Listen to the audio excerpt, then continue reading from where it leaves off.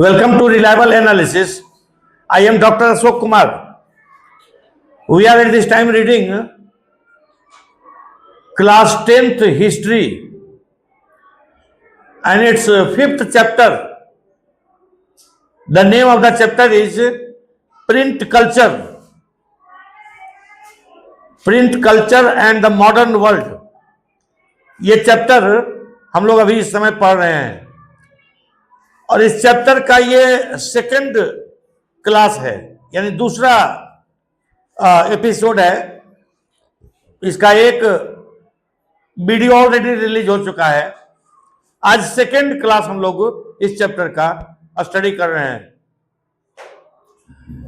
आज हम लोग को स्टडी करना है कि प्रिंट कल्चर के आने के बाद क्या परिणाम हुआ, किस प्रकार से लोगों में रीडिंग मैनिया आ गया, जुनून, लोगों में जुनून आ गया रीडिंग का।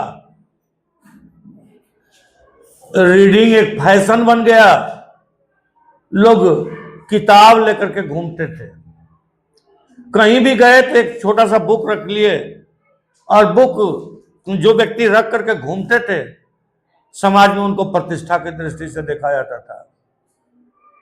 जो आदमी के पास बुक है उसको समाज में एक प्रतिष्ठा की दृष्टि से देखा जाता था। जो खुद नहीं पढ़ा लिखा हुआ है, जो अनपढ़ है, वो जो आदमी पढ़ा लिखा हुआ है उसका चापलूसी करता था कि वो पढ़ेगा बुक और हमको भी सुना देगा कि क्या लिखा हुआ है बुक में। और इस तरह से प्रिंट कल्चर के बाद, प्रिंट रिवॉल्यूशन के बाद समाज में एक रीडिंग मैनिया आ गया, जुनून सा छा गया रीडिंग का। सब लोग पढ़ना चाहते थे। विमेन जो है अपने घरों में पढ़ना चाहती थी, मजदूर जो है अपना काम करने के बाद जैसे ही लीजर में आते थे तब वो पढ़ना चाहते थे। बच्चे भी पढ़ना चाहते थे। चिल्ड्रन का बुक्स भी, पब्लिकेशन भी आ गया और चिल्ड्रन बुक के लिए बुक भी प्रिंटिंग होने लगा। अमीर आदमी तो पढ़ते ही थे, चीप बुक्स भी छपना शुरू हो गया, सस्ता सस्ता किताब। और जो गरीब आदमी थे वो भी सस्ता किताब लेकर के खरीद सकते थे और पढ़ सकते थे। और जो सस्ता किताब को भी नहीं खरीद सकते थे तो उसके लिए लाइब्रेरी था, लाइब्रेरी में जाकर के पढ़ सकते थे। लाइब्रेरी से बुक को ले भी जा सकते थे, मामूली कुछ बहुत कम फीस देने पर लाइब्रेरी से आप बुक को घर भी ले जाकर के पढ़ सकते थे। और इस तरह से रीडिंग मैनिया आ गया, जुनून आ गया लोगों में कि पढ़ना है, फैशन बन गया पढ़ना।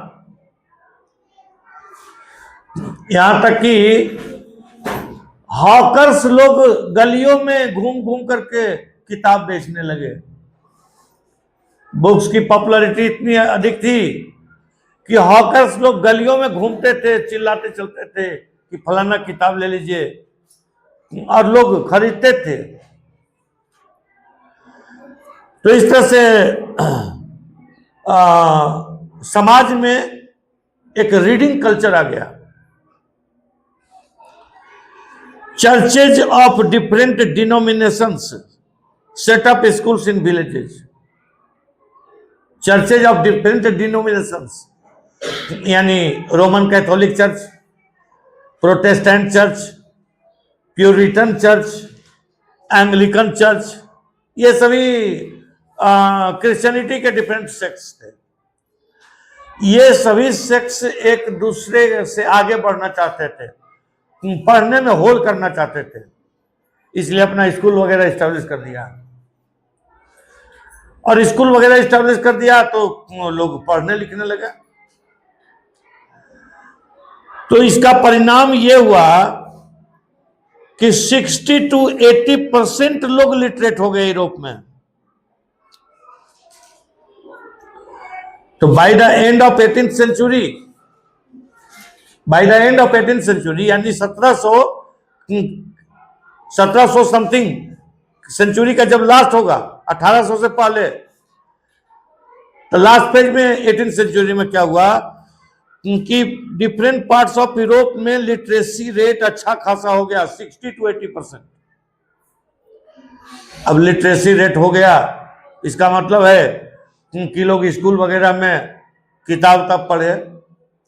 मिशनरी स्कूल स्टैब्लिश हो रहा था, आपको देखते हैं मिशनरी स्कूल यहां भी स्टैब्लिश हुआ था, अभी भी चल रहा है मिशनरी स्कूल, है ना मिशनरी स्कूल जी। Saint Joseph convent, Notre Dame, Don Bosco, Loyola, ये सब क्या है? मिशनरी स्कूल है ना, ये सब मिशनरी स्कूल है। ये सब जो है क्रिश्चियन मिशनरीज के द्वारा यानी ईसाई धर्म प्रचारकों के द्वारा इस्टेब्लिश किया गया था स्कूल, ताकि क्रिश्चियनिटी का जो इमेज खराब हुआ है उस इमेज को बढ़िया किया जा सके। रोमन कैथोलिक रिलीजन का एक ऑर्गेनाइजेशन था जेसुइट नाम का ऑर्गेनाइजेशन है, उसी ने ये सब स्कूल वगैरह इस्टेब्लिश किया था ताकि रिफॉर्मेशन मूवमेंट यानी प्रोटेस्टेंट रिफॉर्मेशन मूवमेंट यानी मार्टिन लूथर के द्वारा जो मूवमेंट स्टार्ट किया गया था यूरोप में, उसके कारण से आम लोगों के नजर में आ चुका था कि क्रिश्चियनिटी में सब कुछ पाप, शराब, सुरा, सुंदरी, वेश्यावृत्ति, जुआ सब कुछ होता है और ये सब धर्म स्थान में नहीं होना चाहिए, ये सब धार्मिक लोगों को नहीं करना चाहिए। आम लोगों को समझ में आ चुका था मार्टिन लूथर के आंदोलन के माध्यम से, जिसको प्रोटेस्टेंट रिफॉर्मेशन मूवमेंट कहा जाता है, उनके माध्यम से मालूम हो चुका था। क्रिश्चियनिटी डिवाइड भी हो चुकी थी, मार्टिन लूथर के नेतृत्व में प्रोटेस्टेंट लोग अपना रिलीजन बना चुके थे, लेकिन अभी भी जो लोग रोम के पोप को सुप्रीम मानते थे वे लोग रोमन कैथोलिक कहलाए।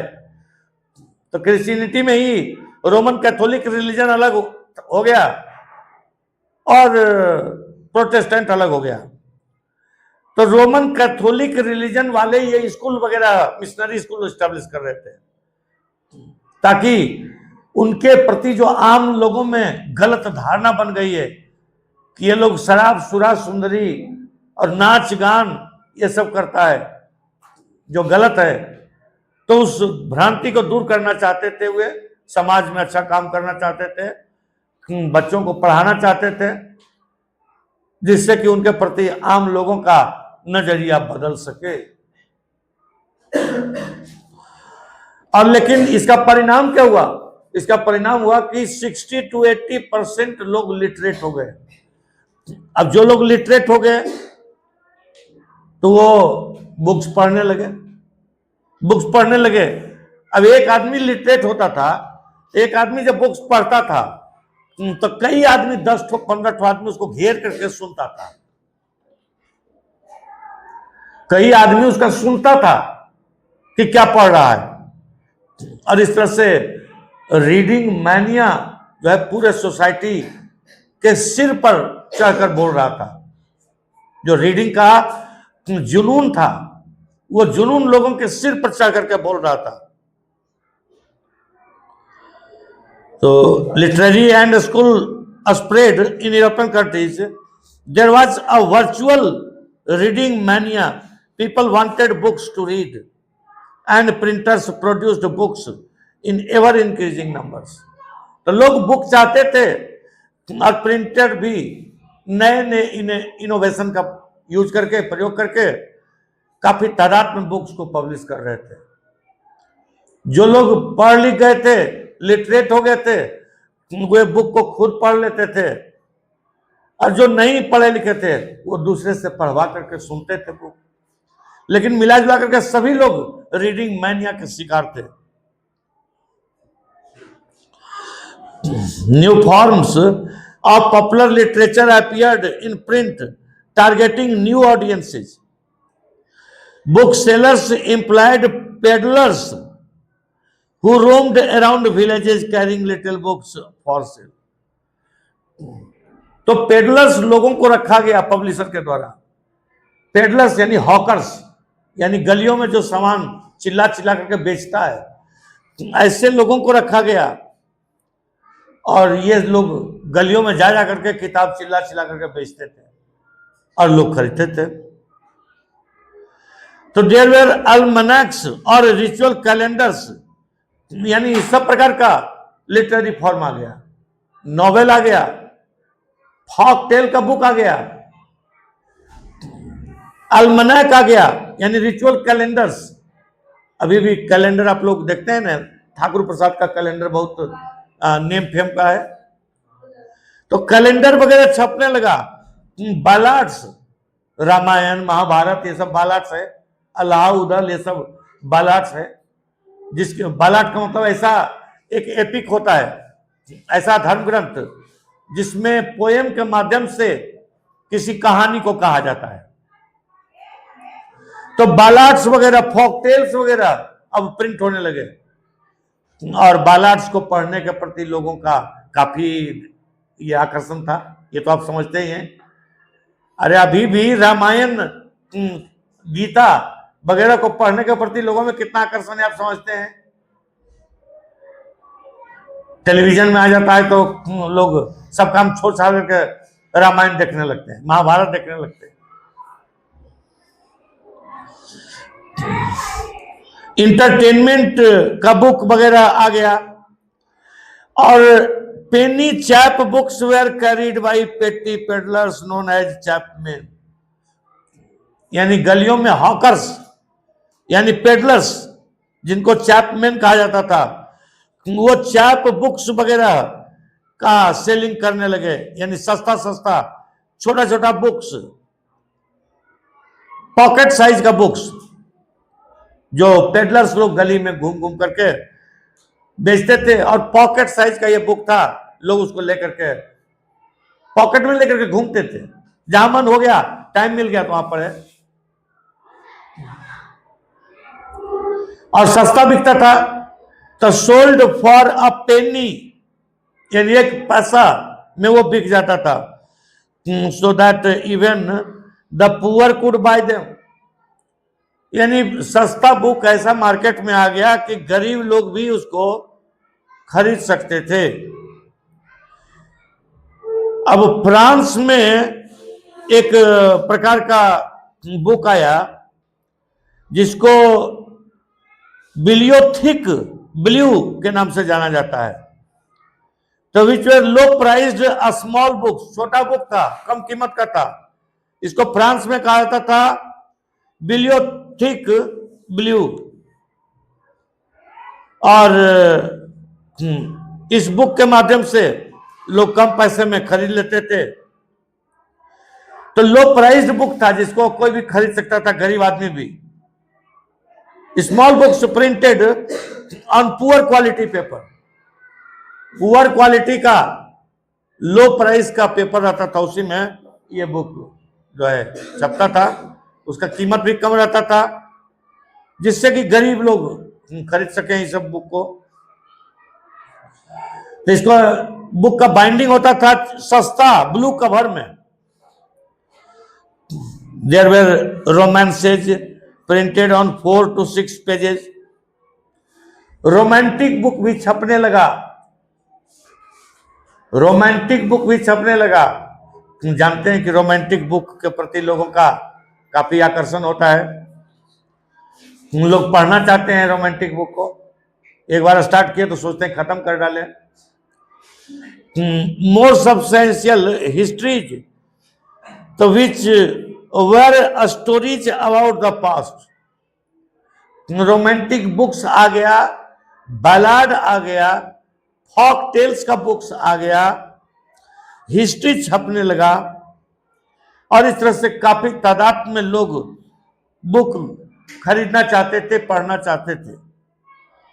और सही अर्थों में समाज में रीडिंग मैनिया यानी पढ़ने का जुनून आ गया। Periodical press developed from the early 18th century, combining information about current affairs with entertainment। Current affairs का भी बुक छपने लगा। पीरियोडिकल प्रेस यानी मैगजीन जिसको आप कहते हैं, 15 दिन में एक बार छपा तो मैगजीन हुआ।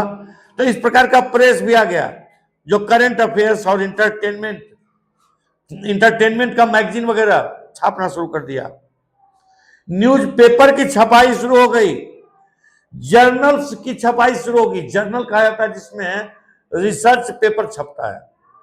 जो बहुत ज्यादा पढ़े लिखे लोग रहते हैं, रिसर्च स्कॉलर रहते हैं, डॉक्टरेट का डिग्री प्राप्त करना चाहते हैं, वे लोग रिसर्च पेपर लिखते हैं।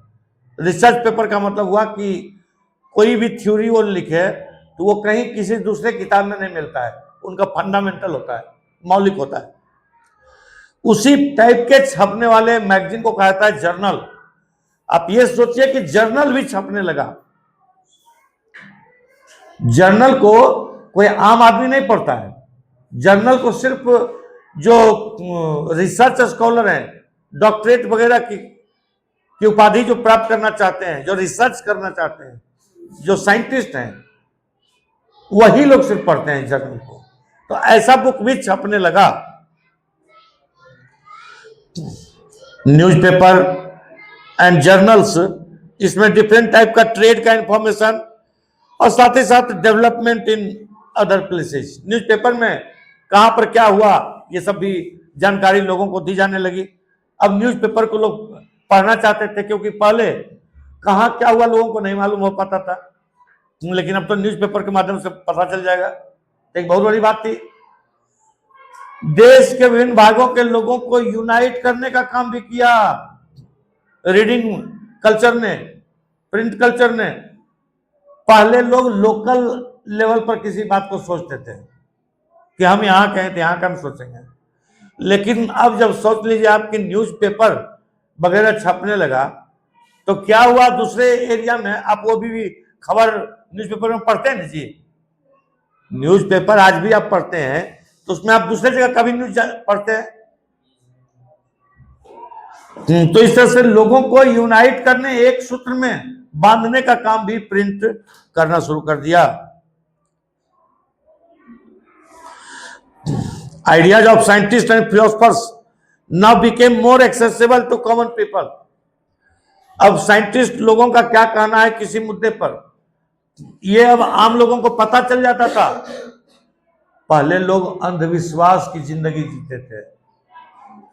किसी चर्च ऑफिशियल ने, किसी प्रिस्ट ने यह बात कहा है इसलिए यह बात हमको करना है, यह बात सही है, ये ऐसा लोगों का मानना था। लेकिन अब क्या हुआ कि फिलोसफर्स की बातें, साइंटिस्ट की बातें अब आम लोगों तक पहुंच गई।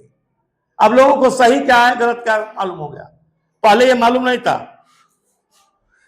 Ancient and medieval scientific texts were compiled and published. Maps and scientific diagrams were widely printed. तो साइंस का डायग्राम वगैरह भी प्रिंट होने लगा। एंशिएंट टाइम में जो साइंस था, मेडावल टाइम में जो साइंस था, वो सभी बुक के रूप में पब्लिश होने लगा। तो जैसे साइंटिस्ट थे आइजक न्यूटन, तो began to publish their discoveries, अपना डिस्कवरीज पब्लिश करते थे। और आइजक न्यूटन, आप लोग जानते हैं न्यूटन जो ग्रेविटेशनल फोर्स का आविष्कार किए हैं। तो न्यूटन अपने जिंदगी के काल में थे, उनका ये रुतबा था कि वो जो बोल देते थे वही समाज सही मानता था। जो चीज बोल दिए न्यूटन उसी को समाज सही मानता था, क्योंकि पहले ये सुविधा नहीं थी, लोगों को साइंटिस्ट का, फिलोसफर्स का बात नहीं सुनाई देता था। लेकिन अब प्रिंट कल्चर के आने के बाद न्यूटन भी अपना बुक लिखते थे और वो बुक आम लोग भी पढ़ सकते थे। और इस तरह से आम लोग सोचते थे कि हम लोग तो नहीं उतना पढ़े लिखे हैं, लेकिन न्यूटन जब कह रहे हैं ऐसा बात तो सही है। तो न्यूटन का आपको स्टेटस एक प्रकार से भगवान का था उनके जीवन काल में। न्यूटन को लोग गॉड की तरह मानते थे।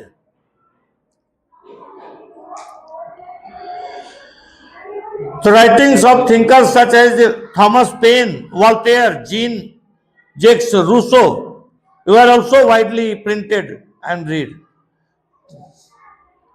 तो इस तरह से science, reason, rationality found their वे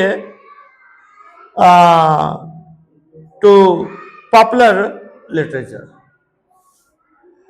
तो इस तरह से कई फिलोसफर्स थे, John Locke, Hobbes, Rousseau, Montesquieu, Voltaire, ये सब फिलोसफर थे जिनकी बातों को पहले आम लोग नहीं सुन पाते थे, क्योंकि पहले बुक नहीं था।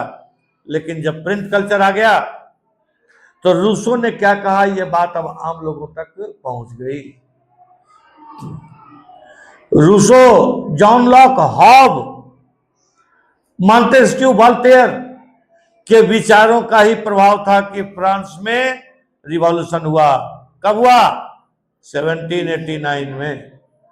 1789 का फ्रेंच रिवॉल्यूशन ये फिलोसफर्स के कारण से हुआ। फिलोसफर ने लोगों को बताया कि उनके क्या अधिकार हैं, राजा क्या है, राजा को क्या करना चाहिए और क्या कर रहे हैं। आम लोगों की आंखों को फिलोसफर्स ने खोल दिया, जिसका नतीजा हुआ कि 1789 में फ्रेंच रिवॉल्यूशन हुआ। अब देखिए, प्रिंट कल्चर आने से आम लोगों के लिए तो बहुत फायदा है, आम लोगों को सब कुछ मालूम हो रहा है। लेकिन आप ये बात मानते हैं कि सबके लिए प्रिंट रिवॉल्यूशन अच्छा था? नहीं। किसके लिए खराब था? चर्च के लिए खराब था। जो चर्च का कहना था कि क्रिश्चियनिटी का कोई भी रिलीजियस प्रिंसिपल हम ही एक्सप्लेन कर सकते हैं। अब बाइबल आम लोगों के पास अवेलेबल हो गया, अब बाइबल पब्लिश होने लगा, अब बाइबल को कोई भी किसी भी भाषा में पढ़ सकता था।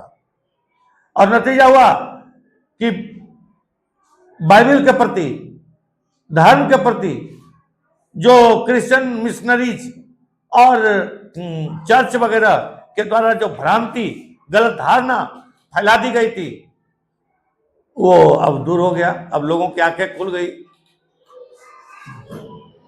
आपको पिछले ही क्लास में बताए थे कि आम लोगों को चर्च शिक्षा देता था कि बिल्कुल पवित्र जीवन व्यतीत करना है, ऑस्टेरिटी यानी संयम, कठोरता का जिंदगी व्यतीत करना है।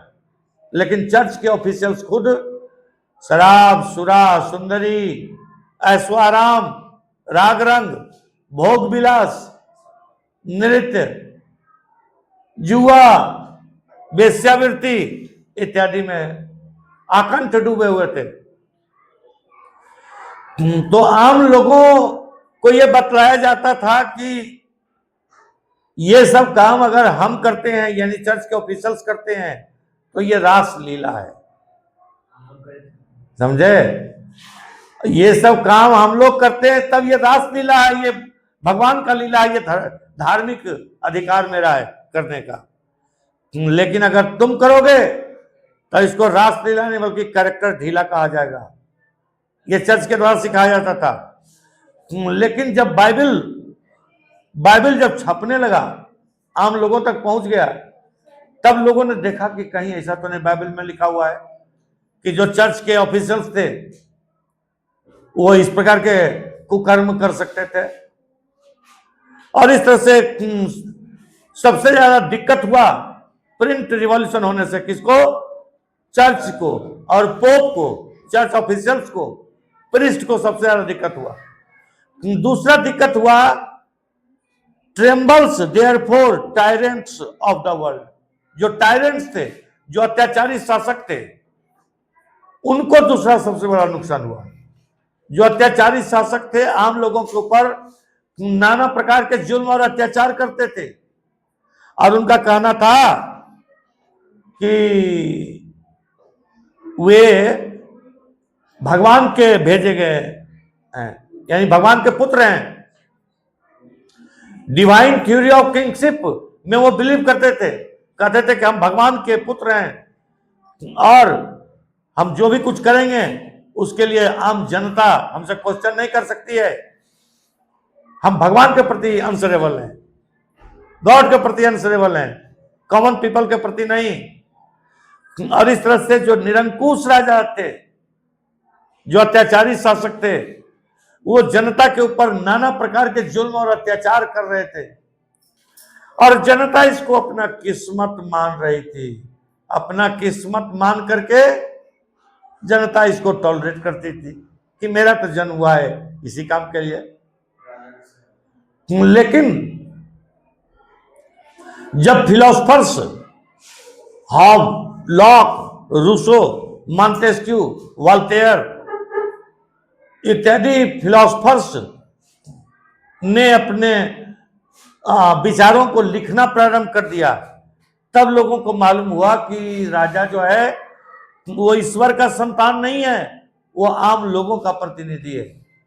और राजा अपने गद्दी पर तभी तक रह सकता है जब तक आम लोगों का सपोर्ट उसको प्राप्त है। अगर आम लोग चाहे तो राजा को हटा सकती है, रूसो ने यह बतलाया।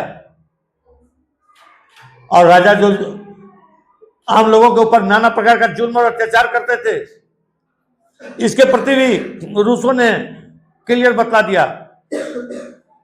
कहा कि मनुष्य जन्म लेता है स्वतंत्र, लेकिन सर्वत्र उसको बंधनों में जकड़ दिया जाता है।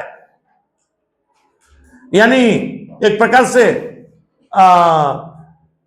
रूसो ने इशारा किया कि इन बंधनों को तोड़ डालो, स्वतंत्र हो जाओ। और इसका परिणाम हुआ कि जो ये फिलोसफर्स थे, इनके आदर्शों, इनके आइडियल्स के ऊपर चल करके आम लोगों ने विद्रोह किया और फ्रेंच रिवॉल्यूशन हुआ। तो जो टायरेंट थे, जो अत्याचारी शासक थे, वो काफी भयभीत थे, क्योंकि उनका डिस्पोटिज्म यानी निरंकुश राजतंत्र खतरे में था। क्योंकि जो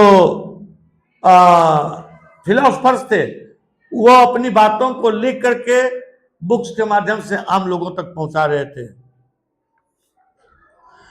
तो common conviction that books were a means of spreading progress and enlightenment. Many believe that books could change the world, liberate society from despotism and tyranny.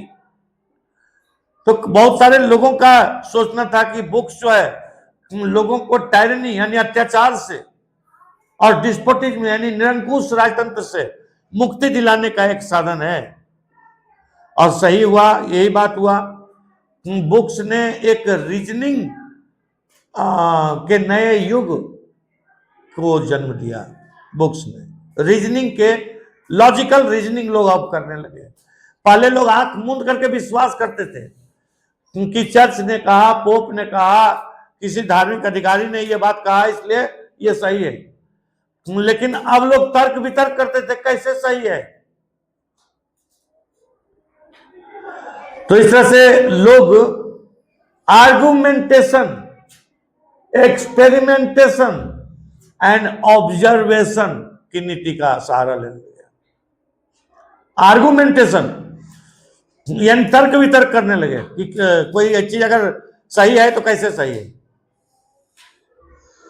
Experimentation, वो प्रयोग करके देखना चाहते थे, और ऑब्जर्वेशन, और उसका रिजल्ट देखना चाहते थे।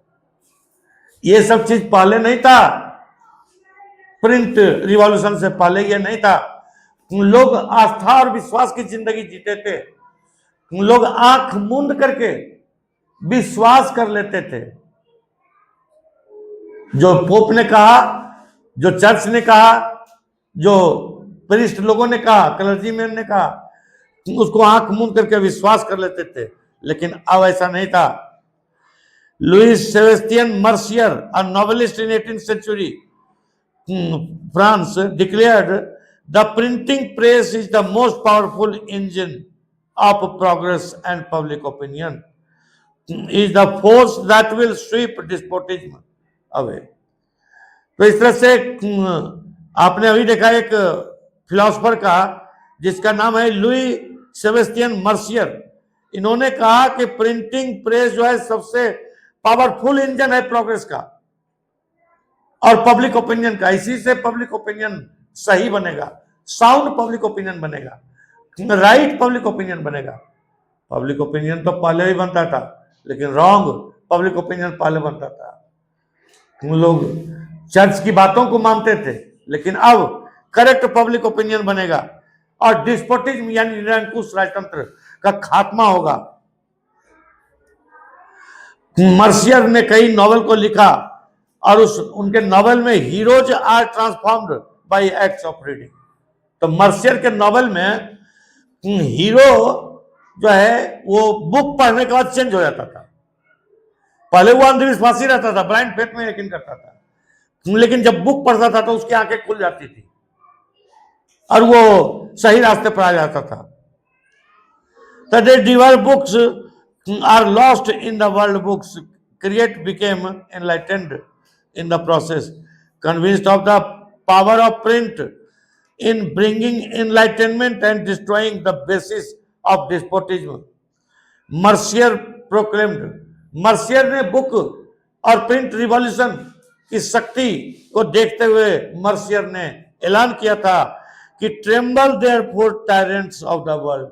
जो टायरेंट्स है, जो अत्याचारी है दुनिया के, वो ट्रेम्बल करो, थर-थर कांपो, डरो, क्योंकि उनके खिलाफ आम लोगों का ओपिनियन बन जाएगा। तो ट्रेम्बल बिफोर वर्चुअल राइटर। जो वर्चुअल राइटर हैं, जो वास्तविक जो राइटर हैं, उनके सामने ट्रेम्बल डिस्पोटिक रूलर जो हैं, जो एब्सोल्यूट रूलर्स हैं, निरंकुश राजा हैं, वो ट्रेम्बल करेंगे, कांपेंगे। ये क्वेश्चन भी कभी कभी आता है कि tremble therefore tyrants of the world, explain it. अब जैसा कि आपको बार बार बता रहे हैं कि प्रिंट कल्चर का परिणाम हुआ कि Hobbes, Locke, Rousseau, Montesquieu, Voltaire, Diderot, Quesnay, ये सब फिलोसफर्स थे जिन्होंने फ्रांस के लोगों की आंखों को खोल दिया, फ्रांस के लोगों के मूक असंतोष को वाणी प्रदान कर दी, फ्रांस के लोगों को बतला दिया कि अगर तुम राजा का शिकार हो, राजा का अत्याचार तुम्हारे ऊपर हो रहा है, तो तुम क्या कर सकते हो, तुम्हारे पास क्या हाथ में है? रिवॉल्यूशन, क्रांति, विद्रोह। राजा को तुम हटा दो गद्दी से और तुम अपने पसंद का व्यक्ति को चुनो। ये बतलाया गया जो है प्रिंटेड बुक्स के द्वारा, जो फिलोसफर्स थे उनके द्वारा। तो many historians have argued that print culture created the conditions with in which French revolution occurred. तो हकीकत है कि जिस प्रकार का सोशल, इकोनॉमिक, पॉलिटिकल और मिलिट्री कंडीशन फ्रांस में था, तो उसी प्रकार का कंडीशन यूरोप के अदर कंट्रीज में भी था।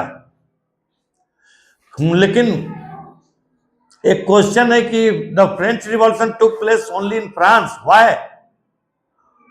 जब कंडीशन वही था तो फ्रेंच रिवॉल्यूशन को और यूरोप के अन्य देशों में भी होना चाहिए था, लेकिन ऐसा नहीं हुआ। क्यों? तो इसका कारण था कि फ्रांस में फिलोसफर्स हुए और फिलोसफर्स को प्रिंट का सपोर्ट मिल गया। उन्होंने अपने बुक्स को लिखना शुरू किया और उनके बुक को अब आम लोग पढ़ने लगे। देखिए, 3 टाइप्स ऑफ आर्गुमेंट्स दिया जाता है कि प्रिंट ने फ्रेंच रिवॉल्यूशन करवा दिया। इसके पक्ष में 3 प्रकार का आर्गुमेंट दिया जाता है। पहला कि print popularised the ideas of enlightened thinkers. जो फिलोसफर्स थे उनके आइडियाज को पॉपुलर किया प्रिंट रिवॉल्यूशन ने। तो their writings provided a critical commentary on tradition, superstition and despotism.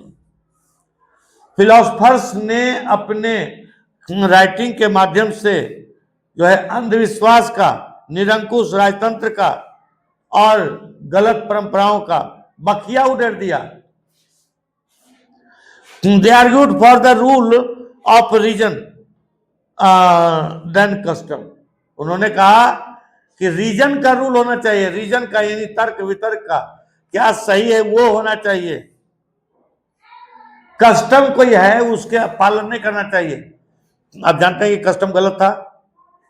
अरे चर्च के ऑफिशियल सब अनइथिकल प्रैक्टिस में लगे हुए थे ना, ये तो कस्टम था, लेकिन ये तो गलत था। तो इसलिए लोगों को कहा गया फिलोसफर्स के द्वारा कि कस्टम को फॉलो नहीं कीजिए, रीजन का सहारा लीजिए, रीजनिंग का यानी तर्क वितर्क, लॉजिकल रीजनिंग कीजिए। तर्क वितर्क कीजिए कि कोई चीज सही है तो कैसे और गलत है तो कैसे। तो everything be judged through the application of reason and nationality. They attacked the sacred authority of the church and despotic power of the state। जैसा कि आपको पहले बता चुके हैं कि प्रिंट रिवॉल्यूशन के बाद सबसे ज्यादा आक्रमण होने लगा डिस्पोटिक रूलर्स के ऊपर और चर्च के ऊपर, क्योंकि इन्हीं संस्थाओं में कमी थी, इन्हीं संस्थाओं के द्वारा गलत कार्य किए जा रहे थे। Eroding the legitimacy of a social order based on tradition। The writing of Voltaire and Rousseau were read widely, and those who read these books saw the world through a new eyes that were questioning, critical and rational। तो इस तरह से लोगों में rationalism, लोगों में argumentation, experimentation और observation का थिंकिंग आ गया। अब लोग आंख मूंद करके विश्वास नहीं करते थे। विद्वानों का मानना है कि एक और कारण है जिसके माध्यम से कहा जाता है कि फ्रेंच रिवॉल्यूशन जो है प्रिंट रिवॉल्यूशन के कारण हुआ। प्रिंट कल्चर के आने से ही फ्रेंच रिवॉल्यूशन हुआ। इसके पक्ष में विद्वानों ने एक और तर्क दिया है, कहा है कि print created a new culture of dialogue and debate. Print ने डायलॉग और डिबेट का कल्चर इस्टेब्लिश किया, बातचीत करके डिफरेंसेस को सॉल्व करना। डिबेट यानी तर्क वितर्क कि क्या सही है क्या गलत है। तो all values, norms and institutions were reevaluated and discussed by a public that had become aware of the power of reason and recognized the need to question existing ideas and beliefs। जितना भी custom था, tradition था, ideas था पहले से, अब उसको लोग तर्क वितर्क करके देखने लगे कि ये सही है कि नहीं, अगर सही है तो कैसे, नहीं सही है तो कैसे। तो इसका परिणाम हुआ कि new ideas of social revolution came into being. एक नया आइडिया लोगों में आया। तीसरा जो आइडिया है विद्वानों का, जिनका मानना है कि फ्रेंच रिवॉल्यूशन इसलिए हुआ क्योंकि प्रिंट रिवॉल्यूशन हुआ, प्रिंट कल्चर हुआ। तो तीसरा आइडिया है कि by the 1780s there was an outpouring of literature that mocked the royalty and criticized their morality। 1789 में फ्रेंच रिवॉल्यूशन हुआ। रिवॉल्यूशन से पहले तक 1780s तक काफी तादाद में लिटरेचर आ गए जो राजाओं का आलोचना करने के लिए पर्याप्त थे, मखौल करते थे रॉयलिटी का, राज परिवार का, और उनमें क्या मोरालिटी है, नैतिकता क्या है राजाओं में, राज परिवार में, इसका जो है बखिया उधेड़ रहे थे बुक्स। और in the process it raised question about existing social order.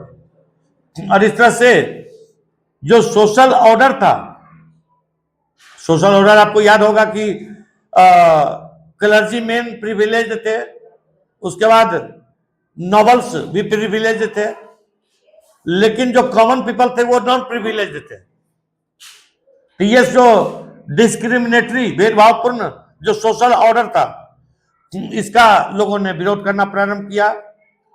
Cartoons, caricatures typically suggested that monarchy remained absorbed only in sensual pleasures while the common people suffered. यानी कार्टून की सहायता से, कैरिकेचर की सहायता से यह बतलाया जा रहा था कि राज परिवार जो है वो सिर्फ भोग विलास में लगा हुआ है, और जबकि आम आदमी भूखे नंगे रह रहे हैं। आम आदमी के पास काफी कठिनाइयां हैं। Literature circulated underground and led to the growth of hostile sentiments against the monarchy. तो लोग छिपे रुस्तम लिटरेचर को सर्कुलेट किया, और वो लिटरेचर जो पढ़े वो राजशाही के खिलाफ, फ्रांस में बर्बन डायनेस्टी की जो शासन सत्ता थी उसके खिलाफ हो गए, और जिसका परिणाम हुआ कि 1789 में फ्रेंच रिवॉल्यूशन हुआ। अब कैसे हम लोग इस आर्गुमेंट को देखते हैं, तो there can be no doubt that print helps the spread of ideas, but we must remember that people did not read just one kind of literature. लोग एक ही प्रकार का लिटरेचर नहीं पढ़ते थे, कई प्रकार का लिटरेचर पढ़ते थे, और दूसरा टाइप का लिटरेचर दूसरा चीज बतलाता था।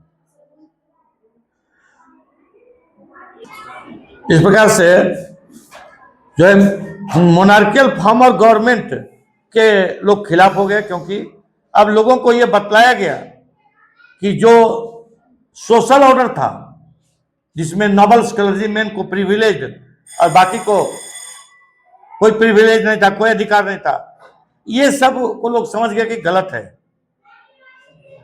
They were not influenced directly by everything they read or saw. They accepted some ideas and rejected some others. क्योंकि कई प्रकार के बुक्स अवेलेबल हो गए, अब इस प्रकार से लोग खुद पढ़ करके समझने लगे, तर्क वितर्क करने लगे कि कौन सी सही है कौन सी गलत है। तो print did not directly shape their minds, but it did open up the possibility of thinking differently. यानी प्रिंट ने लोगों को अपना एक ओपिनियन फॉर्म करने का अपॉर्चुनिटी दिया। डिफरेंट टाइप्स के बुक्स को आप पढ़िए। अब जैसे मान लीजिए कि आप कह रहे हैं कि प्रिंट चर्च के खिलाफ था, डिस्पोटिक रूलर्स यानी निरंकुश राजाओं के खिलाफ था, तो आप समझिए कि प्रिंट के अंतर्गत ऐसा भी तो बुक्स था जो राजाओं की राजशाही का सपोर्ट करता था, हैं? ऐसा भी बुक था जो रोम के पोप और चर्च ऑफिशियल्स की सत्ता प्रभुता का सपोर्ट करता था। तो इस तरह से अब आम लोगों के पास था, सब प्रकार का बुक अवेलेबल था। आम लोग जैसा चाहे वो पढ़ करके अपना विचार बना सकते थे। अब चिल्ड्रेन, विमेन और वर्कर्स सभी लोग रीडिंग मैनिया के शिकार हो गए। तो चूंकि प्राइमरी एजुकेशन का डेवलपमेंट हो रहा था, लोग लिटरेट होते चले जा रहे थे, और इस कारण से लोग अब पढ़ लिख रहे थे और वो किताबों को पढ़ने में सक्षम हो रहे थे। दूसरी तरफ कई पब्लिकेशन ने चिल्ड्रेन पब्लिकेशन का भी शुरुआत कर दिया, जो बच्चों के लिए किताबें छापते थे, जिसको बच्चे पढ़ सकते थे। Primary education became compulsory from late 19th century. Late 19th century यानी 1800 के लास्ट, यानी 1890 का टाइम हुआ, लेट 19th सेंचुरी। तो इस समय प्राइमरी एजुकेशन को कंपलसरी बना दिया गया, यानी सब बच्चा को पढ़ना जरूरी था। Children became an important category of readers, और इस तरह से जो है चिल्ड्रेन एक इंपॉर्टेंट रीडर बन गए। जानते हैं कि चिल्ड्रेन का क्रिएटिविटी अन्य लोगों से ज्यादा रहता है। अरे पहले मोबाइल फोन चिल्ड्रेन को अलाउ नहीं था, कोरोना आया तो मोबाइल फोन अलाउ हो गया चिल्ड्रेन को, और नतीजा क्या है कि आज चिल्ड्रेन ही मोबाइल को ज्यादा जानता है। जितना एल्डर लोग था वो सबको तो उतना समझ में नहीं आता है। एल्डर लोगों को ही आजकल पूछना पड़ता है मोबाइल ऑपरेशन जो है चिल्ड्रन से। तो इस तरह से चिल्ड्रन एक इंपॉर्टेंट रीडर बन गया। Production of school text book became critical for the publishing industry. Children's press devoted to literature for children alone, यानी चिल्ड्रन प्रेस स्टार्ट हो गया और वो सिर्फ बच्चों के लिए किताब छापते थे। तो was set up in France in 1857। 1857 में फ्रांस में चिल्ड्रन का प्रेस इस्टेब्लिश किया गया। This press published new works as well as old fairy tales and folk tales. तो फेरी टेल्स, परियों की कहानी, फॉक टेल्स इत्यादि इसमें चिल्ड्रन बुक में छपता था। और परियों की कहानी या लोक कहानी, ये सबको बच्चे पढ़ने में इंटरेस्ट लेते थे क्योंकि कहानी की किताबें पढ़ने में अच्छी लगती थी। अब जैसे इसके अंतर्गत देखिए, ग्रीम ब्रदर्स जर्मनी में थे। उन्होंने बरसों इसमें बिताया कि वो किसानों के पास जा करके, गांव में जा करके जो फॉक टेल्स वगैरह थे, लोक कहानियां थी, वो सब कहानियों को उन्होंने कलेक्ट किया और उसको पब्लिश किया बुक के रूप में, ताकि वो कहानियां खत्म नहीं हो सके, डिस्ट्रॉय नहीं हो सके और उसको आम आदमी पढ़ सके। What they collected was edited before the stories were published in a collection in 1812. Grimm brothers ने 1812 में जो है फॉक टेल्स इत्यादि को जो कलेक्ट किया था गांव में जाकर के, उसको बुक के रूप में पब्लिश कर दिया।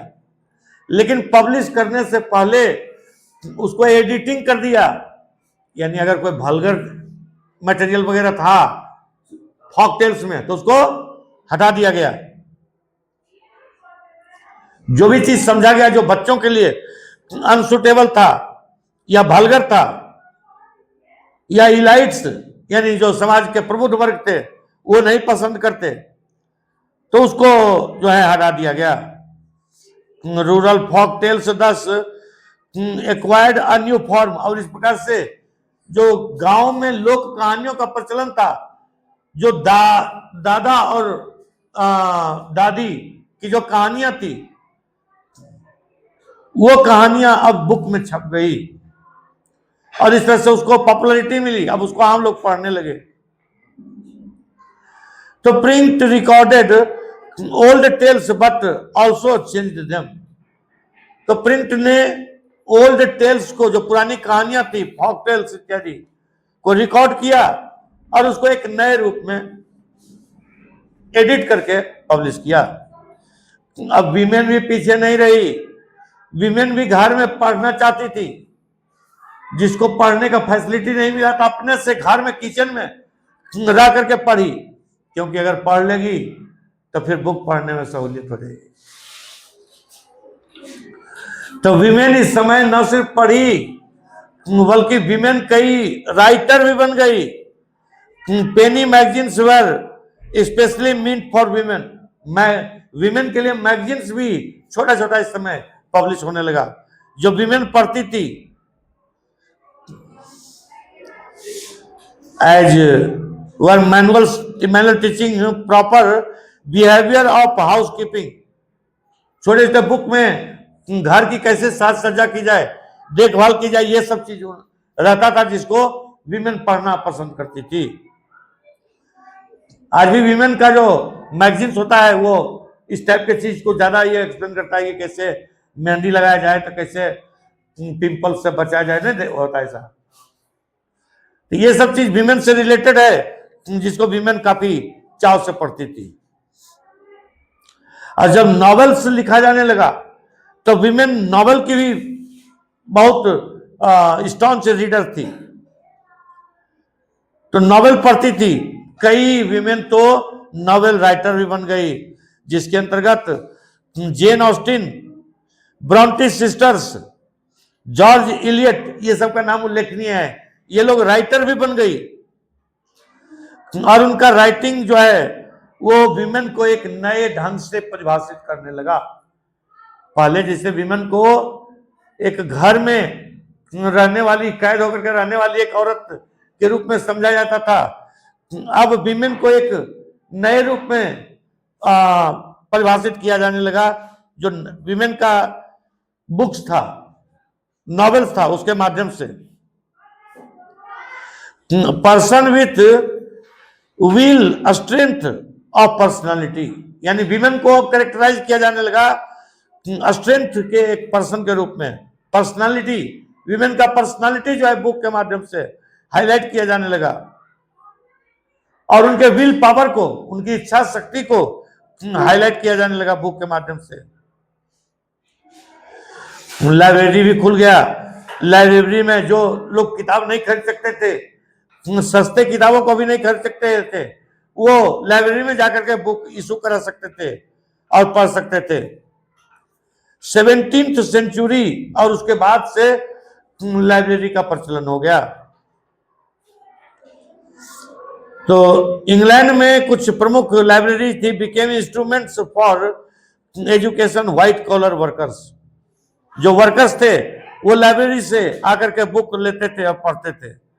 जो आर्टिजन थे यानी कारीगर और लोअर मिडिल क्लास के लोग, चूंकि कम पैसा इनके पास था तो ये खरीद नहीं सकते थे बुक को, इसलिए लाइब्रेरी से लेकर के पढ़ते थे।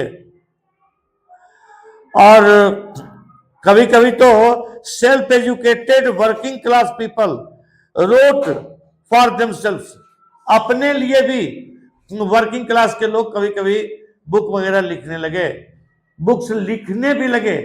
मजदूर सिर्फ किताबें पढ़ते नहीं थे बल्कि बुक लिखना भी शुरू कर दिए लेडीज के तरह। Workers had some time for self improvement and self expression, और इस तरह से किताबें पढ़ करके विमेन को अपना इंप्रूव करने का और अपनी बातों को, विचारों को आम लोगों के सामने एक्सप्रेस करने का एक अपॉर्चुनिटी मिल गया। विमेन ने पॉलिटिकल इशू के ऊपर भी अपना विचार रखा। विमेन ने ऑटोबायोग्राफीज यानी आत्मकथा इत्यादि भी काफी तादाद में विमेन ने लिखा।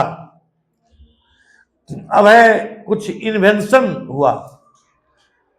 प्रिंट रिवॉल्यूशन के लिए बुक्स सस्ता होना चाहिए, बुक्स का क्वालिटी बढ़िया होना चाहिए, और ये संभव है, इसके लिए इन्वेंशन की आवश्यकता थी।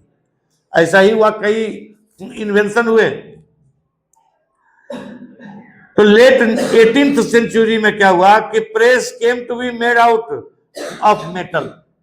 लेट 18th सेंचुरी में मेटेलिक प्रेस आ गया, तो मेटेलिक प्रेस से काफी अधिक छपाई हो सकती थी। Through the 19th century there were a series of further innovations. साथ ही साथ 19th सेंचुरी में इस प्रकार का इनोवेशन लगातार होता रहा। प्रिंटिंग टेक्नोलॉजी में नए नए प्रिंटिंग टेक्नोलॉजी आने लगे। तो मिड 19th सेंचुरी तक, जैसे एक एग्जांपल है कि रिचर्ड एम हो ऑफ न्यूयॉर्क ने क्या आविष्कार किया कि perfected the power driven cylindrical presses. Power driven, power से चलने वाला, बिजली से या कोयला से या डीजल पेट्रोल से चलने वाला जो है सिलिंड्रिकल प्रेस का आविष्कार कर दिया। बहुत बड़ी ये आविष्कार इसको कहा जा सकता है, क्योंकि इससे क्या हुआ कि न्यूज़पेपर छपना शुरू हो गया, काफी लार्ज स्केल में अब पब्लिकेशन संभव हो गया। तो ये जो सिलिंड्रिकल प्रेस का आविष्कार किया एम हो न्यूयॉर्क में, तो उसका परिणाम क्या था कि 8000 शीट्स पर आवर प्रिंटिंग होता था। 8000 शीट्स, यानी स्वाभाविक तौर पर पेपर छपना शुरू हो गया। Press was particularly useful for printing newspaper. In the late 19th century the offset press was developed which could print up to 6 colors at a time। अब देखिए ऑफसेट प्रिंटिंग भी शुरू हो गया लेट 19th सेंचुरी में। Offset printing यानी कई colour में जो है प्रिंटिंग शुरू हो गया, 6 कलर में, 6 प्रकार के कलर में प्रिंटिंग शुरू हो गया। यानी कलर प्रिंटिंग के लिए ऑफसेट प्रिंटिंग का शुरुआत हो गया। From the turn off the 19th century, electrically operated press accelerated printing operations, बिजली से चलने वाला प्रेस का भी आविष्कार हो गया 20th सेंचुरी में हुआ, और अ series of other developments followed, methods of feeding paper improved, the quality of plates became better, automatic paper reels and photo electric controls of the colour register were introduced. यानी colourful printing का लगातार innovation होता चला गया। Accumulation of several individual mechanical improvements transformed the appearance of printing text. और इस तरह से कई रंगों में जब प्रिंटिंग होने लगा तो प्रिंटेड मटेरियल के प्रति अब आम लोगों में भी आकर्षण होने लगा। जो व्यक्ति नहीं पढ़ा लिखा हुआ था वो कम से कम कलरफुल पिक्चर देख सकता था, बुक उसके लिए भी जरूरी थी। Printers and publishers continuously developed new strategies to sell their product. 19th century में क्या हुआ कि पीरियोडिकल्स सीरियलाइज्ड इंपॉर्टेंट नॉवेल्स, तो सीरियल, नॉवेल का सीरियल आ गया। तो नॉवेल का सीरियल आने से क्या हुआ कि नॉवेल में बहुत आकर्षक कहानी होती है, और जो एक बार उसको पढ़ना शुरू करता है तो रात भर सोचता है कि हम सोए नहीं, अब पढ़ ले किताब पहले। यही नॉवेल की खासियत होती है। अब पहले लोग एक नॉवेल को काख में दबा करके चलना फैशन का चीज मानते थे।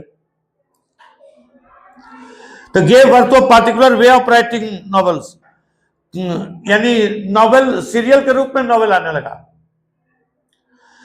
1920s में इंग्लैंड में popular works were sold in cheap series called shilling series.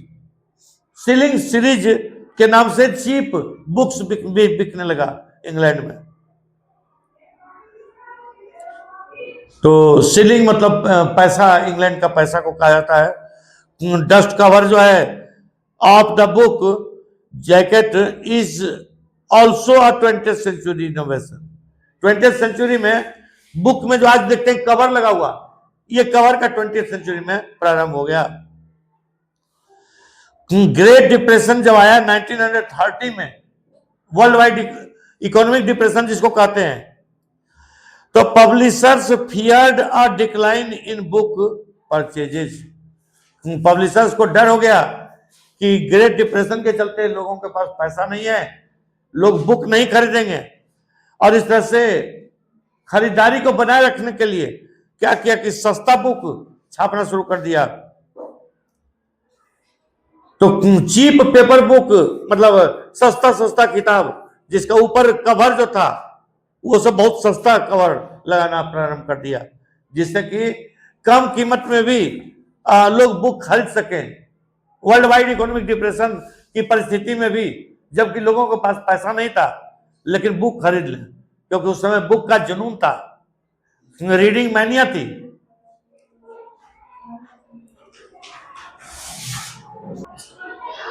We are now reading manuscripts before the age of print.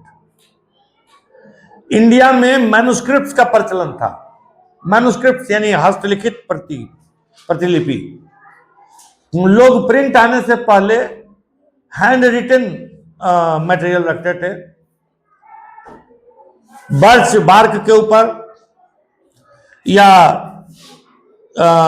कपड़े के ऊपर, चमड़े के ऊपर मैन्युस्क्रिप्ट से लिखा जाता था, क्योंकि कागज तो था नहीं। तो इस तरह से इंडिया में भी मैन्युस्क्रिप्ट का प्रचलन था। तो very rich and old tradition of hand written manuscripts. Sanskrit में, अरबिक में और पर्शियन में इस प्रकार के मैन्युस्क्रिप्ट लिखे जाते थे। और अदर वर्नाकुलर लैंग्वेजेस में यानी रीजनल लैंग्वेजेस में भी लिखे जाते थे। मैन्युस्क्रिप्ट को लिखा कौन सी पर जाता था? तो पाम लीव्स, तार के पत्तों के ऊपर लिखा जाता था। बर्च लीव्स यानी भोजपत्र के ऊपर भी लिखा जाता था। The pages were sometimes beautifully illustrated, और लिखने के बाद पेजेस को काफी सुंदर ढंग से सजाया जाता था चित्र वगैरह से। They would be either placed between wooden covers और sewn together to ensure preservation। तो मैन्युस्क्रिप्ट्स को या तो लकड़ी के तख्ता के नीचे दबा करके रखा जाता था, नहीं तो उनको आपस में अटैच कर दिया जाता था। ये मैन्युस्क्रिप्ट्स का प्रचलन था ताकि मैन्युस्क्रिप्ट फट नहीं जाए और सुरक्षित रह सके। तो manuscripts continued to be produced till well after the introduction of print। India में जब प्रिंट का आगमन हुआ उसके बाद भी मैन्युस्क्रिप्ट लिखा जाता था, यानी लेट 19th सेंचुरी तक, यानी 1875 ईस्वी के बाद का जो समय हुआ उस समय तक भी इंडिया में मैन्युस्क्रिप्ट यानी हैंड रिटन जो है मटेरियल लिखा जाता था। और ये तार के पत्तों के ऊपर, भोजपत्र के ऊपर, चमड़े के ऊपर, कपड़े के ऊपर लिखा जाता था। Manuscripts however were highly expensive and fragile. तो मैन्युस्क्रिप्ट जो था वो काफी, उसका कुछ प्रॉब्लम था क्योंकि काफी फ्रेजाइल था, नाजुक था, यानी तुरंत फट जाता था, और काफी कॉस्टली भी था, और इसलिए मैन्युस्क्रिप्ट को काफी सावधानी पूर्वक हैंडल किया जा सकता था।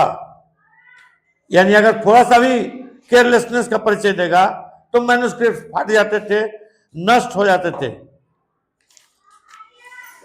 और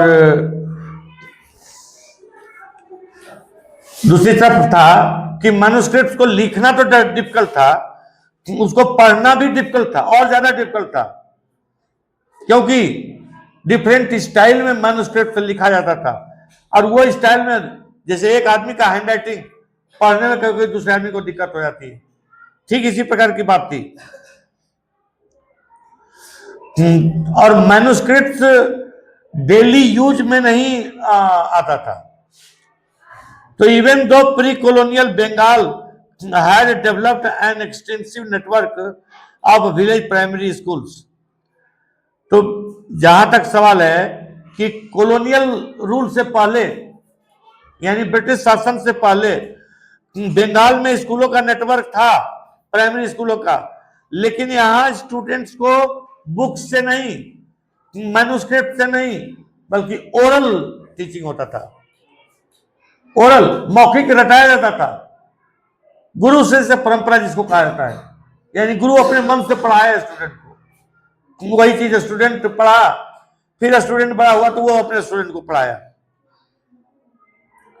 इसको कहा जाता था आपको गुरु शिष्य परंपरा। Teachers dictated portions of text from memory and students wrote them down. तो many thus became literate without ever actually reading any kinds of text. यानी बिना बुक के भी बहुत सारे लोग इंडिया में पढ़ लिख जाते थे ओरल एजुकेशन से। अब उसके बाद प्रिंट कम्स टू इंडिया। तो प्रिंट भारत में कैसे आया? तब पुर्तगालियों ने लाया। पुर्तगीज जो क्रिश्चियन मिशनरी थे, जो ईसाई धर्म प्रचारक थे, वो सबसे पहले प्रिंटिंग प्रेस लाया। उसका मकसद क्या था? उसका मकसद था कि वहां के लोकल लैंग्वेज में जीसस क्राइस्ट का टीचिंग्स, उपदेश वगैरह बतलाना कि जीसस क्राइस्ट को लोगों ने फॉलो किया तो लोगों को कितना फायदा हो गया। यानी ईसाई धर्म का प्रचार प्रसार करने के लिए उन्होंने क्या किया कि लोकल लैंग्वेज में छापना शुरू कर दिया बुक्स वगैरह, ताकि लोग उससे आकर्षित होकर के क्रिश्चियनिटी अपना सकें। पोर्तुगीज मिशनरीज ने प्रेस लेकर के आया in the mid 16th century. Jesuit priest, जैसा कि आपको पहले बताया कि रोमन कैथोलिक रिलीजन में एक ऑर्गेनाइजेशन था जिसका नाम था जेसुइट। तो जेसुइट ऑर्गेनाइजेशन का जो प्रिस्ट थे तो वो कोंकणी में प्रिंट करते थे एंड प्रिंटेड सेवरल ट्रैक्ट्स। 1674 में about 50 books had been printed in the Konkani. सोचिए 50 से अधिक बुक को पोर्तुगीज क्रिश्चियन मिशनरीज ने 1674 तक में 50 से अधिक बुक्स को पब्लिश कर दिया था। और इन कन्नड़ लैंग्वेज, कोंकणी में और कन्नड़ में। Catholic priest printed the first Tamil book in 1579। Tamil में भी कैथोलिक प्रीस्ट ने बुक्स को पब्लिश करना शुरू कर दिया और ये शुरू हुआ 1579 में कोचिन में। और 1713 में द फर्स्ट मलयालम बुक का प्रिंटिंग शुरू हो गया। और by 1710 Dutch Protestant missionaries had printed 32 Tamil texts, many of them translations of old works। तो इस तरह से डच प्रोटेस्टेंट मिशनरीज ने जो है 1710 ईस्वी आते आते तक 32 तमिल टेक्स्ट, तमिल ग्रंथों का जो है तमिल भाषा में प्रिंटिंग कर दिया। ये वर्नाकुलर लैंग्वेज में प्रिंटिंग करने का मकसद होता था कि वो अपने टीचिंग्स को, जीसस क्राइस्ट के बारे में लोगों को बतलाना चाहते थे और इसलिए लोगों के लैंग्वेज में ही बुक पब्लिश करना चाहते थे। English language press did not grow in India till quite late, even though the English East India Company began to import presses from the late 17th century। English East India company का भारत के ऊपर शासन था और late 17th century यानी 1675 ईस्वी और उसके आसपास या उसके बाद इंग्लिश ईस्ट इंडिया कंपनी ने भी प्रेस मंगाना शुरू कर दिया। सबसे पहले बंगाल में बंगाल गजट नाम का एक मैगजीन का पब्लिकेशन शुरू हो गया। 1780 में जेम्स ऑगस्टस हिकी उसने एडिट करना शुरू कर दिया बंगाल गजट, एक वीकली मैगजीन था that described itself as a commercial paper open to all. यानी एक कॉमर्शियल पेपर कहता था कि हिकी है और कोई भी पढ़ सकता है इसको, बट इन्फ्लुएंस्ड बाय नन, लेकिन किसी का प्रभाव नहीं था, यानी ब्रिटिश का कोई प्रभाव नहीं था। हिकी का ऐसा कहना था कि हम इंडिपेंडेंट रूप से लिखते हैं।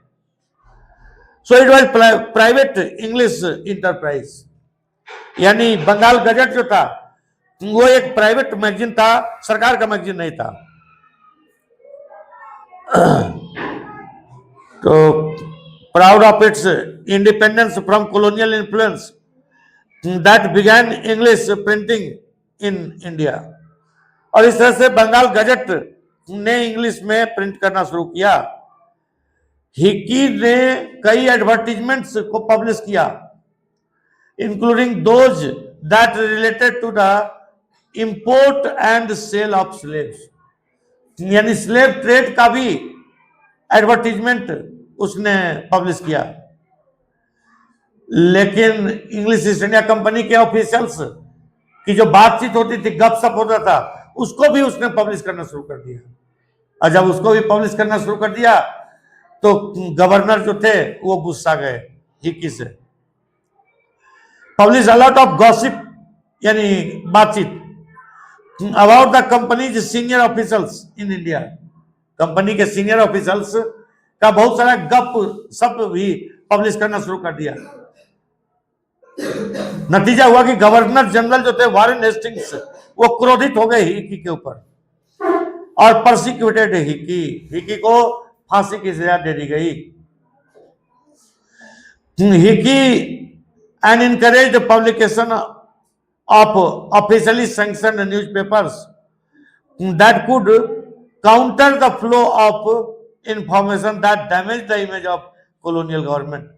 अब इंग्लिश ईस्ट इंडिया कंपनी अपना प्रेस स्टैब्लिश करना चाहती थी, ताकि आम लोग जो प्रेस की सहायता से सरकार को डिफेम कर रहे हैं, बदनाम कर रहे हैं, उसका मुकाबला करने के लिए, सरकार की छवि, इमेज को अच्छा आम जनता के बीच बनाए रखने के लिए अपना प्रिंटिंग प्रेस वगैरह स्टैब्लिश करना शुरू किया कॉलोनियल गवर्नमेंट ने, यानी वॉरेन हेस्टिंग्स ने। तो close of the 18th century a number of newspapers, नतीजा क्या हुआ कि 18th सेंचुरी के लास्ट होते होते कई न्यूज़पेपर, जर्नल्स, मैगजीन्स, पीरियोडिकल्स इत्यादि भारत में छपने लगे। और इसके अंतर्गत जो इंडियन लोगों के द्वारा छापा गया वो भी था बंगाल गजट। इसको गंगाधर भट्टाचार्य नामक व्यक्ति ने बंगाल गजट को पब्लिश करना शुरू किया।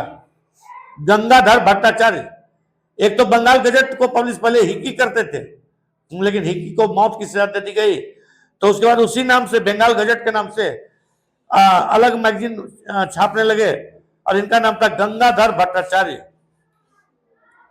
ये गंगाधर भट्टाचार्य राजा राम मोहन राय के काफी निकटस्थ व्यक्ति थे।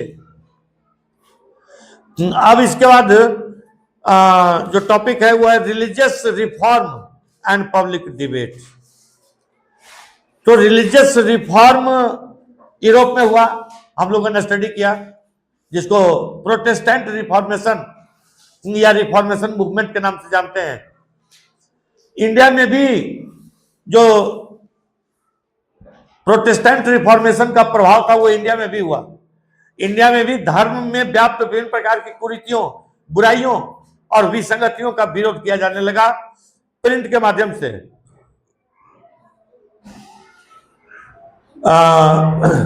इंडिया में जो है डिफरेंट टाइप के सोशल एविल्स थे, जैसे lack of education in women, sati practice, इसके अतिरिक्त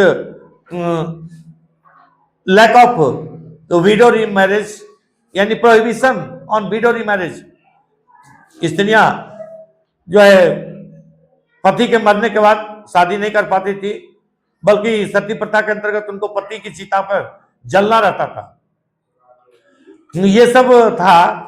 लेकिन प्रिंट कल्चर के आने के बाद जो मूर्ति पूजा थी या बहुदेववाद यानी पॉलीथिज्म या आइडल वर्शिप यानी मूर्ति पूजा या पोली मैरिज यानी बहुविवाह, एक ही पुरुष कई शादियां,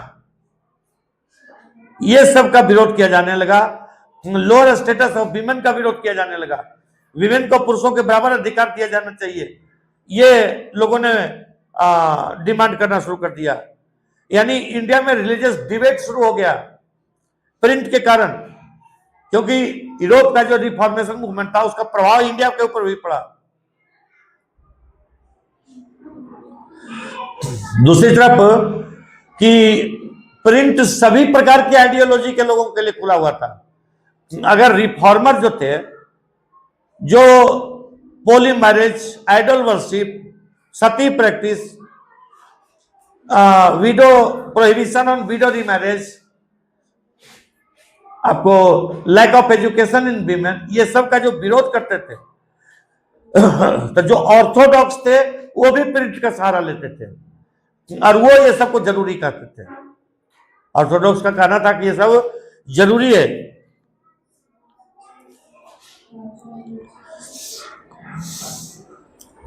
तो इस प्रकार से some criticise existing practices and campaigned for reform while others countered the argument of reformers। तो इस प्रकार से रिलीजियस डिबेट शुरू हो गया आम जनता में, और इसका क्रेडिट जाता है प्रिंट कल्चर को।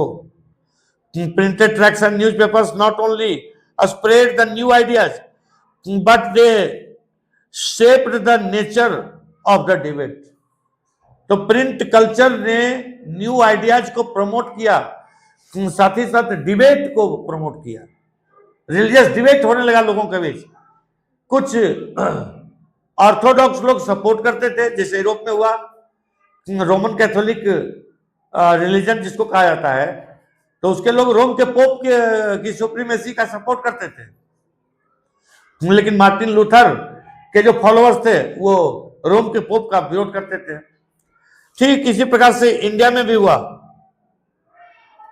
कि डिबेट होने लगा।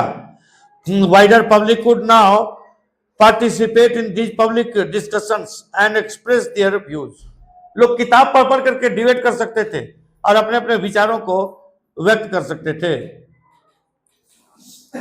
तो this was a time of intense controversies between social and religious reformers and Hindu orthodoxy. Reformer जो थे वो कहते थे कि ये सोशल एविल्स, रिलीजियस एविल्स जो है वो दूर होना चाहिए, और दूसरी तरफ जो ऑर्थोडॉक्स थे वो कहते थे कि नहीं सही है। तो like widow immolation, monotheism, Brahmanical priesthood and idolatry. In Bengal as the debate developed, tracts and newspapers proliferated, circulating a variety of arguments. To reach a wider audience, the ideas were printed in the everyday spoken language of ordinary people. Print का सहारा लेकर के जो reformer थे वो लोगों के regional language में books publish करने लगे, और जो ऑर्थोडॉक्स लोग थे वो भी लोगों के रीजनल लैंग्वेज में अपने सपोर्ट में बुक्स पब्लिश कर रहे थे। तो देखिए राजा राम मोहन राय इस समय ने, उन्होंने, वो रिफॉर्मर थे, तो संवाद कौमुदी की रचना शुरू की 1821 में, और उनके जवाब में हिंदू जो ऑर्थोडॉक्सी था, जो कट्टरपंथी था हिंदू धर्म में, उन्होंने शुरू कर दिया Samachar Chandrika to oppose his opinions. Raja Ram Mohan Roy के सुधारवादी विचारों का विरोध करने के लिए समाचार चंद्रिका नामक मैगजीन को जो है पब्लिश करना शुरू कर दिया। और 1822 से 2 Persian newspapers were published. Persian newspaper कौन थे? तो जाने जहां नामा एंड शमसुल अखबार। इसी साल गुजराती न्यूज़पेपर भी छपा, इसका नाम था बॉम्बे समाचार। इस समय मुस्लिम जो उलेमा थे, रिलीजियस क्लास के लोग थे, वे लोग काफी चिंतित थे कि नया नया जो बुक्स आ गया है उसके चलते मुस्लिम लोग भ्रष्ट हो जाएगा। और इस तरह से उलेमा यानी रिलीजियस क्लास जो मुस्लिम का था, उसने रिलीजियस ऑर्डर्स इशू करना शुरू कर दिया कि मुसलमानों को क्या करना चाहिए, क्या नहीं करना चाहिए। इसको कहा जाता है फतवा।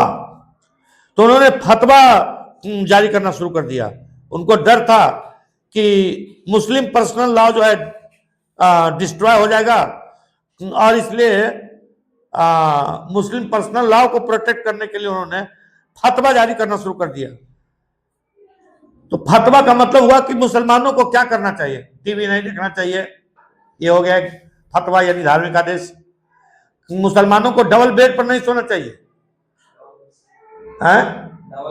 डबल बेड पर नहीं सोना चाहिए, ये हो गया फतवा यानी धार्मिक आदेश। डबल बेड का मतलब हुआ कि पति पत्नी और उसका बच्चा सब एक साथ नहीं सोना है, पति पत्नी को अलग सोना है, बच्चा को अलग सोना है। तो इस प्रकार से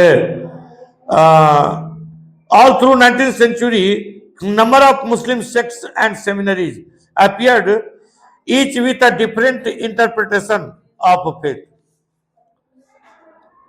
तो देवबंद सेमिनरी की स्थापना हुई 1867 में, और देवबंद सेमिनरी ने हजारों फतवा जारी किया, और फतवा जारी करके यानी धार्मिक आदेश जारी करके बतलाया कि मुसलमानों को क्या करना है, क्या नहीं करना है। तो Urdu print help them conduct these battles in public. Urdu press भी इस समय आ गया, और उर्दू प्रेस ने भी जो मुस्लिम क्लेरिक्स थे, उलेमा थे, उनकी बातों को पब्लिश करना शुरू कर दिया। हिंदुओं के बीच भी print encouraged readings of religious text. Print ने धर्म ग्रंथों को पढ़ने के लिए हिंदुओं को प्रेरित किया। रामायण, गीता इत्यादि जो धर्म ग्रंथ हैं, उपनिषद इत्यादि पढ़ने के लिए हिंदुओं को प्रेरित किया और हिंदू धर्म ग्रंथों को वर्नाकुलर लैंग्वेजेस में, यानी डिफरेंट रीजनल लैंग्वेजेस में, तमिल, तेलुगु, मलयालम, बंगाली, असमिया, सभी लैंग्वेजेस में लिखा गया। तो रामचरितमानस का सबसे पहले पब्लिकेशन किया गया, यानी जिसको रामायण के नाम से जानते हैं हम लोग, तुलसीदास के द्वारा लिखा हुआ। तो तुलसीदास ने 16th सेंचुरी में लिखा था, लेकिन जो है केम आउट फ्रॉम कलकत्ता इन 1810। 1810 ईस्वी में कलकत्ता में रामचरितमानस को अलग अलग लैंग्वेज में पब्लिश करना शुरू किया गया। मिड 19th सेंचुरी में cheap lithographic edition flooded north Indian markets, यानी सस्ते सस्ते बुक्स वगैरह पब्लिश होना शुरू हो गया। और from the 1880s the Naval Kishore press Lucknow में और श्री वेंकटेश्वर प्रेस बॉम्बे में ये कई धार्मिक ग्रंथों का, जो उपनिषद है, पुराण है, रामायण है, महाभारत है, हिंदुओं के धर्म ग्रंथों का वर्नाकुलर लैंग्वेजेस में पब्लिकेशन शुरू कर दिया। और इस तरह से इसका छोटा, जैसे रामायण है तो उसको बड़ा रूप में, छोटा रूप में, सब प्रकार का पब्लिश करना शुरू कर दिया। नतीजा था कि उसको लोग कहीं भी कैरी कर सकते थे, पॉकेट में भी रख सकते थे। और ये जो सस्ता सस्ता रिलीजियस बुक्स छपने लगा, तो इसको एक आदमी जो पढ़ना जानता है वो पढ़ता था और चारों तरफ 10-15 आदमी बैठ करके सुनते थे। ये कल्चर अभी भी गांव में प्रचलित है। और इस प्रकार से रिलीजियस टेक्स्ट जो है लार्ज स्केल पर लोगों तक पहुंचा। और प्रिंट ने कॉन्फ्लिक्टिंग ओपिनियंस को प्रमोट किया, बल्कि प्रिंट ने जो है कनेक्टेड कम्युनिटीज को भी कनेक्ट करने का काम किया, लोगों को एक दूसरे से जोड़ने का भी काम किया। क्योंकि पहले लोग बिल्कुल अलग थे, लेकिन प्रिंट ने एक दूसरे की समस्याओं, एक दूसरे के बारे में जानकारी दिया और लोग इससे यूनाइटेड हुए। न्यूज़पेपर्स ने एक पैन इंडियन आइडेंटिटी को प्रमोट किया। न्यूज़पेपर्स ने पैन इंडियन आइडेंटिटी, पहले लोग नहीं समझते थे कि हम इंडियन हैं, लोग रीजनल लेवल पर सब बात सोचते थे, लेकिन न्यूज़पेपर ने लोगों को ये पैन इंडियन इवेंट्स को एक्सप्लेन करके, और तो न्यूज़पेपर्स ने पैन इंडियन आइडेंटिटी को प्रमोट किया। सबों को ये जानकारी मिली कि हम इंडियन हैं। पहले ये नहीं समझते थे लोग, पहले सिर्फ रीजनल लेवल पर लोग सोचते थे। And this is the end of the today's explanation of this chapter, print culture and the modern world. Thank you.